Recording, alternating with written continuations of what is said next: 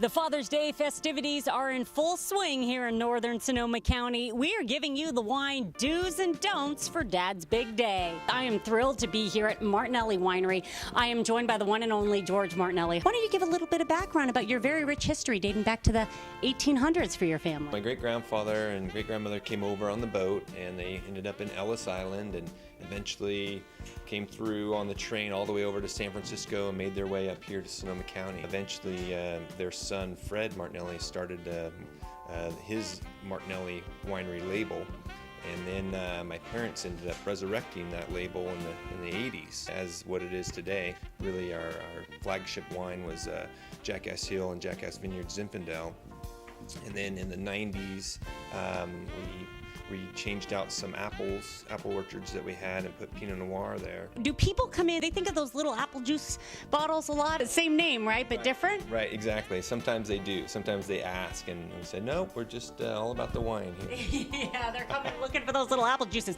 I'll take wine any day of the week and twice on Sunday over apple juice for sure. And today we're talking about Father's Day wine. What kinds of wines do you recommend for dads? Yeah, sure. I mean, like Pinot Noir, as everybody knows and says, it goes with anything and any given day. Really, whatever you have on the barbecue as well. If you do like the more robust varieties, Zinfandel and Syrah. Zinfandel can be a little sweeter, and Syrah can be a little bit more heavier weight. Those are the prime choices. And you guys have had to have that Jackass Zin, right? Right, exactly. I just wanted to say. Yeah.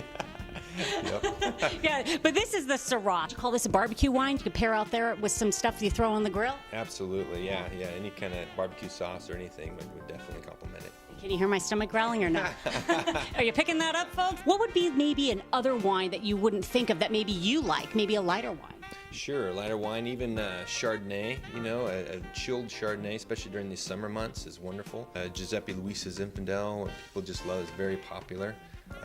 And Ziotoni Syrah, Lolita Syrah, those two are, even though we make small amounts of it, it's people who aren't familiar with Syrah or kind of been burned by Syrah before, they just open up and they say, oh, this is what Syrah should taste like.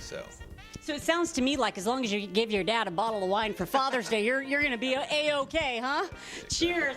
Our day dedicated to dads continues here at Old World Winery with Derek Trowbridge. I was born into the Martinelli family. They have a winery down the road here. My grandfather was really the guy that I wanted to be like. So I started out to become a winemaker and went to school and got a master's degree in winemaking at Fresno State.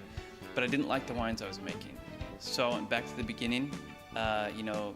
Nano made wine just with native yeast and with no additives, the way wine was made 100 years ago. And that's why when I started this label, I called it Old World, because it's back to the beginning. Getting back to the basics, and now all these years later, how's it been? It's great. I think we just counted, we're starting off bottling this month our 78th wine. The 78, you have a fave? Rosés have been my faves. Now, see, you're breaking all my stereotypes, Derek, because I was going to be like Father's Day, Zinfandel, big wines. Now you're saying get Dad a pink wine? What is this? That's right.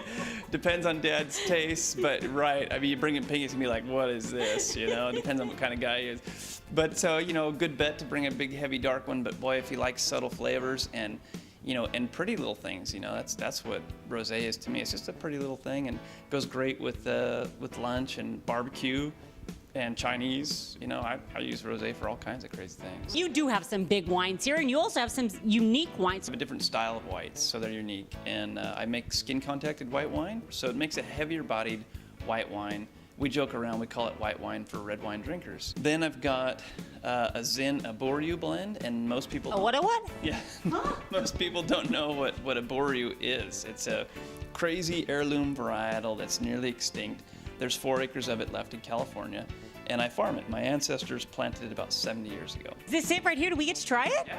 Wow, I feel guilty. You say there's only 4 acres. Sort of a pretty little wine again. I think the tip that we're getting is get Dad a pretty little thing. Don't tell the wife, don't tell Mom that. Get Dad a pretty little thing for Father's Day.